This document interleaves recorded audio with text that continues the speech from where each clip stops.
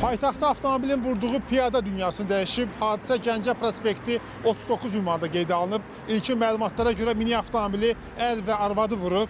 Qadın hadisə yerinə dünyasını dəyişib. Həyat yoldaşı isə ağır vəziyyətdə xəstəxanaya yerləşdirilib. Buradan keçirdim, polis maşınları var idi, paspatlı xidmətin əməkdaşları və bir xeyli tıxac yaranmışdı. Bir xanım idi, səhv eləmirəmsə, bir orta yaşlı xanım. Ölən qonşumuz idi, xanım idi.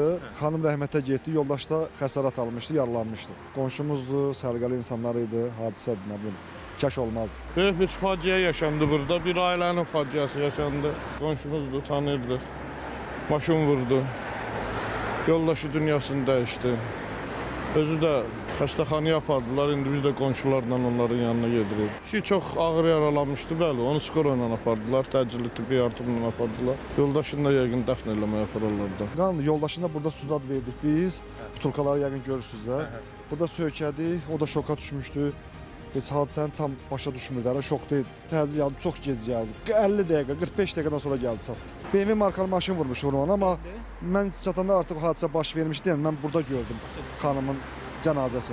Avtomobil sürücüləri və sakinlər deyir ki, ərazidə belə hallar tez-tez baş verir. Səbəb isə yaşayış binasına gələn pilləkənin birbaşa avtomobil yoluna çıxmasıdır. Belə olan halda piyada sürücünü, sürücü də piyadanı görmür və belə ölüm halları baş verir. Çıxan elə buradan elə düz piyada keçidinə keçir. Çıxan uşaq, qadın hamısı elə buradan keçir. Bəli, riskli yerdir, çox riskli yerdir. Burada hadisə dəfələrlə olubdu, düzdür, belə olmamışdı, maşın qəzaları çox olurdu.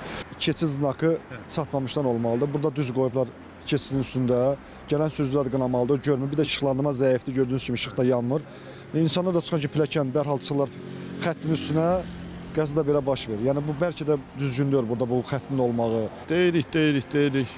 Fakt odur ki, belə hadisələr baş verir, ardıcıl baş verir, mütəmadi olaraq baş verir. Qabaqda məktəb var, uşaqlar o zebradan keçirlər, aşağıda məktəbimiz var, o tərəflər var. İşıqlarımızı tez-tez keçirirlər, gecə vaxtı gələndə işıqlar da keçir.